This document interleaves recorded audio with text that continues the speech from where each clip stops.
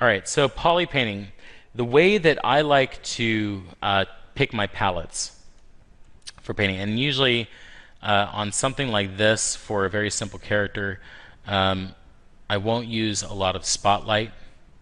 I usually have the tendency to go more with more of a stylized palette, gradients moving from the bottom to the top, using uh, a restricted palette of maybe 3 colors with 3 complementary colors, and that's going to be my approach from this. But I pull my colors from nature, right? So I'm looking at what I already have, and these are colors that I like, right? So I'm going to pull my colors from these images. So I'm going to append in a plane. This is just habit from me being in the studio. I like working like this. Let's scale that plane up.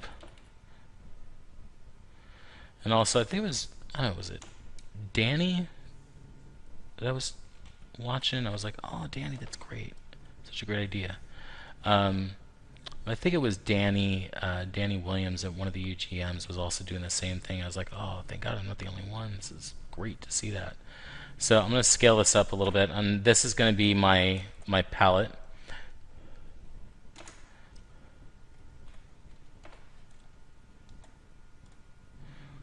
And let's move that back. Let's subdivide it up. And then I have to look at a scheme here that I think is going to work for my guy, and I think something between, I want him to be sort of like, I don't know if I want to go earthy or bright. I'm thinking I want to go bright, and I want to pull from what's here. So I'm going to go with the yellow on the moray eel, and I'm going to grab from somewhere dark on this guy's face. I want to make sure I'm not just grabbing shadow, but I'm actually grabbing a darker hue of this yellow. So let's hold down C. Look at that. Let me switch color really fast and go bring this up to white, and then color, fill object, switch the color again, so I have that yellow. Take off Z add on the standard brush, turn on RGB,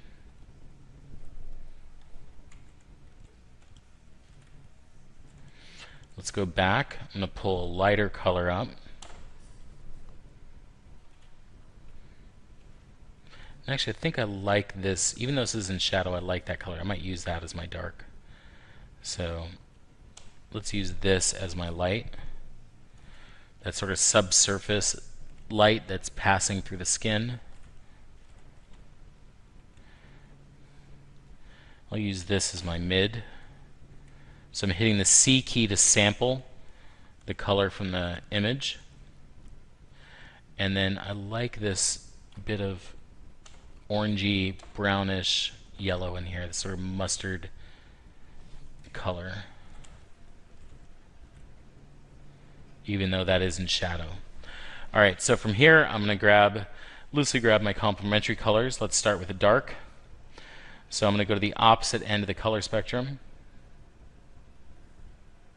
Somewhere in there, I think. Let's see. Hit C. And oh no, it's more like in here. There we go. And there we are. Sample here.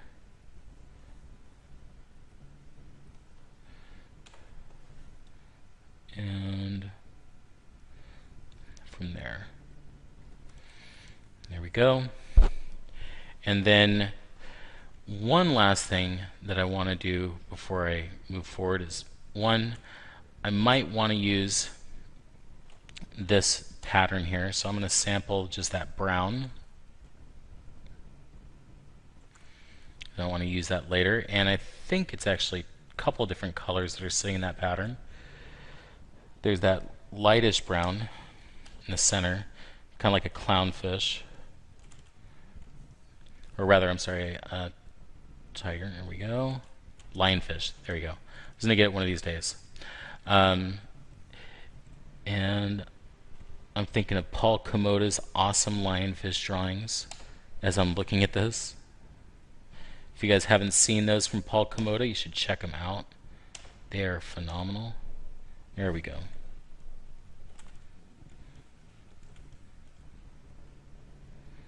And there we are. So I have that. And let's see. I think that's good to start.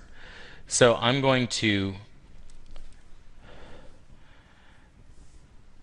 now go to my layers palette. And let's go ahead and create one layer. I'm going to call this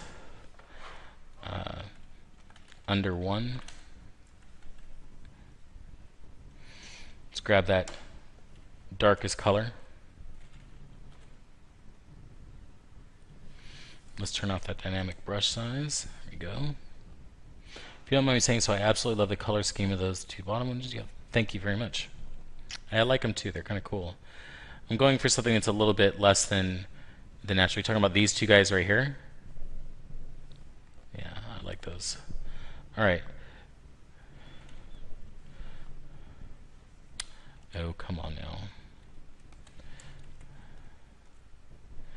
now. It helps to switch subtools before you create your layer. You don't want to create the layer on your palette. All right, so create a layer here, under one, and I'm going to breeze through this. So my apologies if I don't respond to your questions right away. So I'm going to fill him up entirely with this darker hue. And I'm going, like I said, for a fairly bright color scheme. So my dark isn't really all that dark. Then let's go to the mid. And I'm going to stop just short of the feet and the belly. Let's go one more time. Reduce my draw size.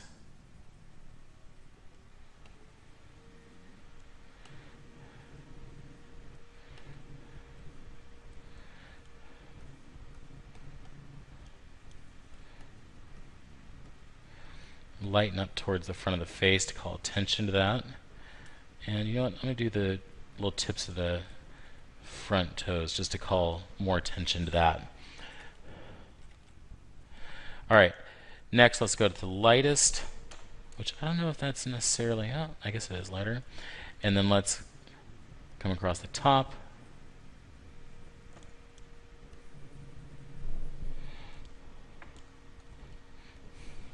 Yes, a bit. You'll see, we'll get there.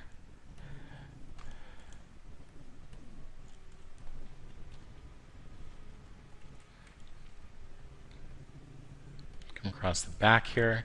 Let's step down in our subdivisions. 372, awesome. Holding down Shift, activate the smooth brush, turn off Z-Add. I'm going to blend these colors together. You need to step down a little bit more to really get a nice blend.